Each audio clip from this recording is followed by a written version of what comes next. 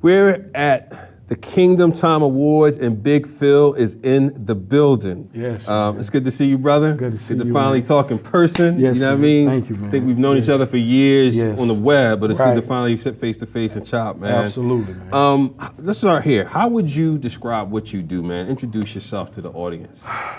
Oh man, I think I'm just a guy that just loves God, loves to glorify Him in music. Mm-hmm. I'm an artist, but I'm a minister, Yeah. so I try to make both of them work. Mm-hmm. Everything I do should be, I do my best to make sure that it glorifies God. So with the artistic talent that He's given me, I use it to try to proclaim His name. That's all I won't necessarily say that's all I've known, but when he saved me, Right. I committed to doing Amen, that. So man. yeah, man. Yeah. That's awesome. You know, I've watched your ministry from a distance, man, for years, and appreciate the consistency and presentation. Absolutely. One of the things that always struck me with your ministry was a lot of different people do different things kind of follow a certain trend and a certain kind of follow the current trend.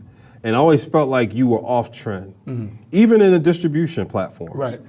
A lot of people, everybody would go, I gotta do this platform, this platform, this platform. You would do your thing on a platform. Yes. And then do messaging through email and other things to drive people to a certain place. So I always felt like you had a very deliberate and intentional approach on how you were managing things with your ministry, which I appreciate, man. It seemed very strategic, very intentional.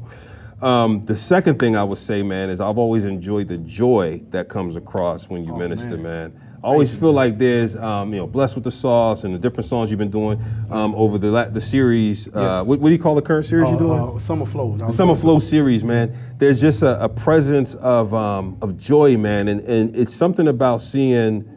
I'll just say it straight up: men openly worship in the form they worship, and that joy coming across, man. I think it says a lot. What brings that forth for you, man? I mean, I think sometimes we take ourselves a little too serious, and I try not to. I try not to take myself too serious. I try to say, man, God has given me a platform.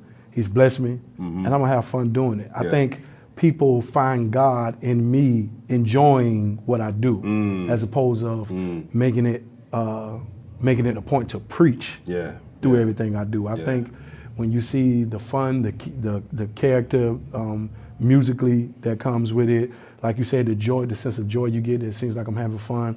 I think that's a blessing in itself. So I just try to stay consistent with that. Even with what you said, just me, the way I approached building, it was very deliberate, because I believe in relationships. I believe in you being able to, we here today and you say, man, listen, I've watched you from afar, finding it nice to be able to meet you, like that type of connection. Because I think that's what's more important than anything. I think people know that they're always being used by somebody. I think they appreciate a little more when you're at least able to say, man, with that opportunity that you are giving me, or that we're sharing, there's a hug, there's a, can I pray with you? There's a, let's go eat dinner. There's a, if you need to call me, and that type of thing. I think that kind of sets a person at a place where they say, you know what, I respect this guy, man, because he could have just did what he did and gone about his business. I've been there, I've done that, I've tried, I know what it feels like, so I try my best not to. That's awesome. Yeah. I've heard in your lyrics a few times you make reference to you're either current or were former choir director, music ministry. So is it current or former? Which is current? It? Current. Always, it was former and it's current. It's current. Yes. Yeah. So how does that work, man? Because sometimes the one in and of itself can be all consuming. Absolutely. And so you seem to be doing a lot with your personal ministry. How those things working together? Yeah. So I've been singing all my life, and a lot of people don't know that I sing. And I've been a worship leader for 15, almost 20 years. Working for a local church. My church, I've been there, became a man there, love it, it's home. And, it's something, trying to balance them. Absolutely. I think what, I try to use the same method, that not being so serious. and those people that I lead, those those people that I get before Sunday morning, I understand that that's worship. So there's a little more focus in it per se, because we're reverencing God in a moment that He requires that, in this church setting. So, but at the same time, Monday through Saturday, I'm my joyous self. I'm learning how to balance. I'm learning having conversations with people. I'm not making it, this is not about who can sing better than who. This is not about me being the best singer. Right. This is about me doing what God has called me to do. And that's what I want to do. Yeah, man, since I was 17 years old, man. So I'm coming up on 20 years, man. You know what's so interesting about it? Because, having been a producer myself, music producer, you watch different things and you try to understand the small nuances that make such a big difference. Right. And I always picked up something in your music. And so when I heard it in the lyrics, I said, okay, now I get it. Because the intentionality of music choir directors, for those who've never been in those roles, but have spent time with folks, is sometimes just the thoughtfulness of, man, how do I move folks from outer court to inner court to Holy of Holies, right? And worshiping. And when I watch sometimes how you construct your songs or a sequence of songs, there seems to be some of that thought process. Oh, it is definitely. It is very intentional. Okay. And it is my desire, as the more and more I continue to put out music, I'm now going to start to show people the more of that side. So, I was just having a conversation with one of my friends, and just really asking them to pray with me, pray with my, for my family, because I'm really thinking about, I have been contemplating on, not necessarily really to think about, I actually know I am going to, but just contemplating on how I'm going to make the two cohesive. So God is really giving me a plan. I'll reveal more when the time is right.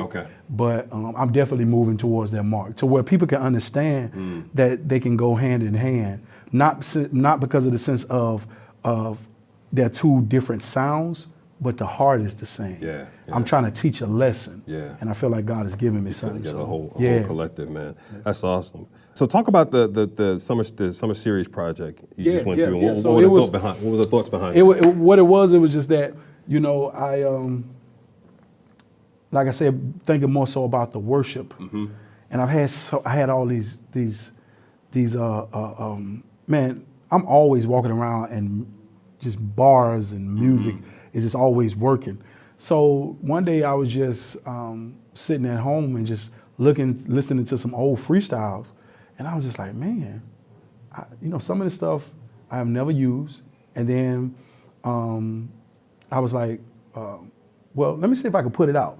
But then I ended up having a conversation with one of my mentors, a good producer of mine, a guy named Mo. He works for my church. He's the sound engineer for the entire church, and he does sound with so many people, from Jars of Clay to Grits, all these guys. So he was like, man, listen, you be overthinking stuff a whole lot sometimes.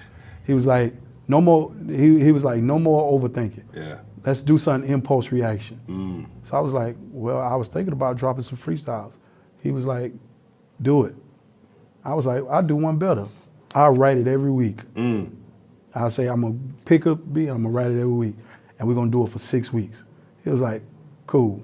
And the challenge was there because of what I do from a worship leader standpoint. He knows all that I do. I know all that he do. And he just kind of challenged me. And I just said, you know what? I'm going to do it. And I'm going to have some fun. I say, it's hot. The summer's here. Let's do something. That's how each video comes on. Like, you're like, hey, this just came to mind, so I wrote it. I'm going to spit it. Let's go. And I think people enjoy the spontaneity and just like I said, oh, wow. Oh, they're going to feel again. There you go. I think it was last week's or the week before. It was like you were out of frame, and then you kind of walked into the frame like, oh, we on? Okay, all right, let's do this. You know what I'm saying? So that's awesome, man. So Blessed with the Sauce, that video, who shot that? That was shot by one of my homeboys named Cameron, man. Shot by Cameron. He goes by Shot by Cameron Productions, and a young kid from Jacksonville, Florida, man, who is just amazing. He's doing a lot of videos right now for up-and-coming hip-hop artists. Like he's done stuff for people like Baby Soldier, some other guys. These are guys that are from a secular form, and He shot one of my nephews. My nephew is a upcoming young artist in the city, and he shot one of my nephew's videos, and I saw him, and I was just like, yo, this kid is dope, but I don't know. I don't think he knows how dope he really is. Yeah. So I told him I'm gonna take him. I'm gonna see. Anybody can shoot a sound, but it takes you to shoot a different sound or a different message. Yeah. So I said I'm gonna see how he does, and we hooked up, and he linked up. Who did the storyboard? Me and him together. You and him together. Yeah. So Okay. I kind of did the entire storyboard myself. I said, yo, we're talking about sauce, blessed with the sauce. I was like, man, we need a kitchen. Yeah. Yeah. You know what I'm saying? You know, and I've had these conversations, and it just builds up, and I just have this creative mind, man, that I'm starting to just now not overthink it. Impulse reaction. So I was just like, let's do it. Yeah. And people just like, kitchen, aprons, nah, that's not hip hop. Yeah. So I don't care. Yeah. Let's do it. Yeah. Yeah. And it worked out. And I like it a lot, man. Yeah, it worked out, and I like it a lot. His editing game and the way he kind of approached it, it was just dope. So it all shot in one place, right? Yep. Yeah. So, and the reason I bring it up, a couple reasons. One, it's a good song. It's sonically good. To your point, it's not over preachy, but the message is clear. Right. But two, the visuals in the video show community, show the care for kids. Absolutely. Almost a double entendre on Blessed with the Sauce, right? In terms of Christ, obviously, but then serving others. Absolutely. Just giving out the sauce, right? In the kitchen scenes and stuff like that, if that was intended. Yeah. And so the thing I would hope artists take away from this is sometimes you can get distracted with thinking you have to have these astronomical budgets to achieve a visual connection. You can, yeah. And this was one of the best examples in my mind of shot in one location with a set of folks with maybe one clothing change, maybe. Yep. Okay, I think you changed clothes once in that video. Okay.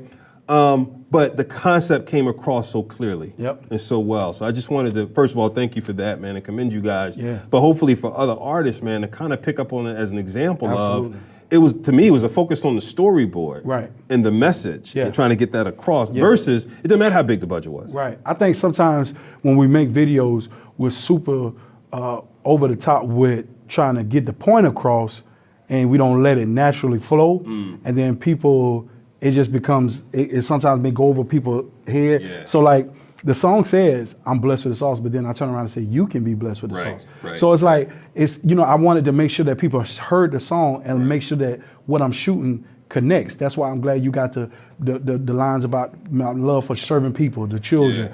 Yeah. Like sometimes I think we just maybe overdo it. And when you overdo it, you kind of don't get what you were actually looking for. And I've done that. So it was like, nah, man, I'm just like, man, let's just have fun. Let's just do this. Let's just do that. And that's what we came out with. So. I mean, what comes across, the message comes across clear, but also the comfort in you growing in your ministry comes across, man. So man, thank you for being here, brother. I want to close with one question. If your fans, your supporters, your Patreon people are watching this and they say, hey, Big Fil, if we could do one thing for you, we'll do it. Tell us what that one thing is. What would you tell them? To honestly, just to find hope in the one who's the only one that has hope, man. Like Jesus is, like you don't know what real hope is until you've been hopeless. And I think we spend time chasing things, and man, if I could just tell you what lives in me and what's on the inside of me, what makes me thrive, without you having to go through all he is the one, man. I can have all the money, cars, fame, status quo, but the fulfillment comes from people knowing that people's lives will be changed and knowing that when they leave this earth, that they are meeting the true and living God. And I think that's what's more important. That's awesome, brother. Yeah. Hey, man, thank you. Thank you so much, brother. You already Pleasure. know, man. Pleasure. Thank you, man.